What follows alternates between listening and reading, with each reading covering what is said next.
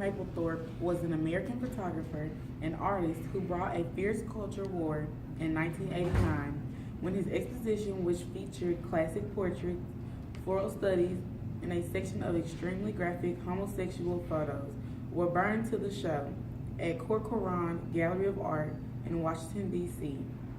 Later, his work traveled to Cincinnati's Contemporary Arts Center, where it caused even more trouble.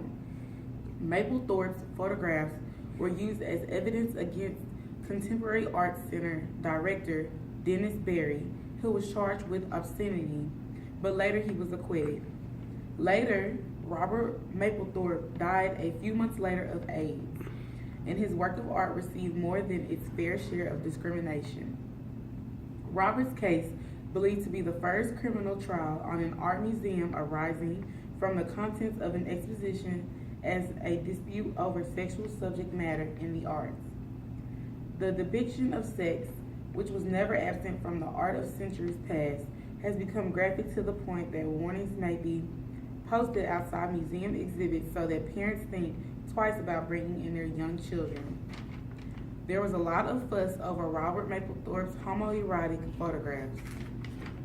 Yazali for Robert Mapplethorpe. You see a picture in black and white. This picture represents two people, they are naked. That's how Mr. Robert was interested. And another thing which Mr. Mapplethorpe was interested in are the flowers. And here are the part of the flowers. So, do I do it again and if I add more? I don't know. He was born in Robert Mapplethorpe was born in 1946, Floral Park, Queens. Of his childhood, he said, "I came from suburban America."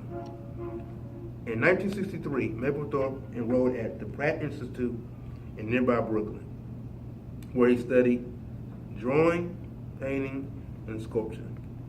He was influenced by artists such as Joseph Cornell and Marcel Duchamp. He also experimented with various materials in mixed media editings, including images cut from books and magazines.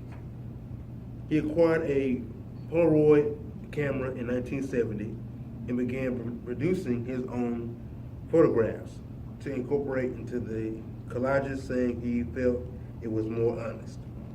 That same year, he and Patti Smith, whom he had met 3 years earlier, moved into the Chelsea Hotel. Mapplethorpe quickly found satisfaction taking Polaroid photographs in their own right, and indeed, few Polaroids actually appeared in his mixed media works.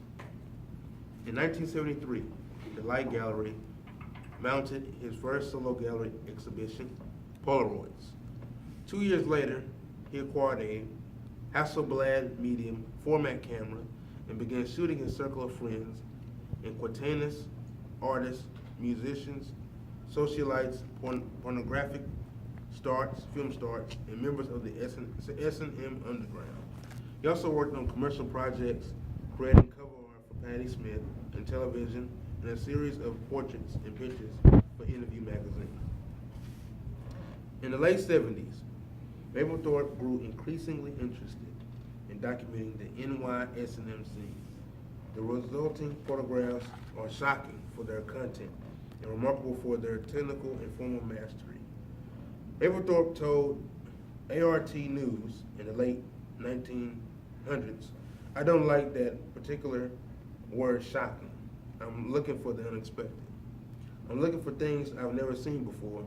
I was in a position to take those pictures. I felt an obligation to do them." Meanwhile, his career continued to flourish. In 1989, he participated in Documenta 6 in Kassel, West Berlin, Germany. In 1978, the Robert Miller Gallery in Brooklyn became his exclusive dealers /style. That's it. The historical controversy from Robert Mapplethorpe it included homoerotic and sadomas images which were pretty much disturbing to some people and children. In the 1980s, Mapplethorpe was into pornography, specifically nudes, flowers, and some formal portraits. Mapplethorpe died from AIDS, and his work was precipitated national controversy.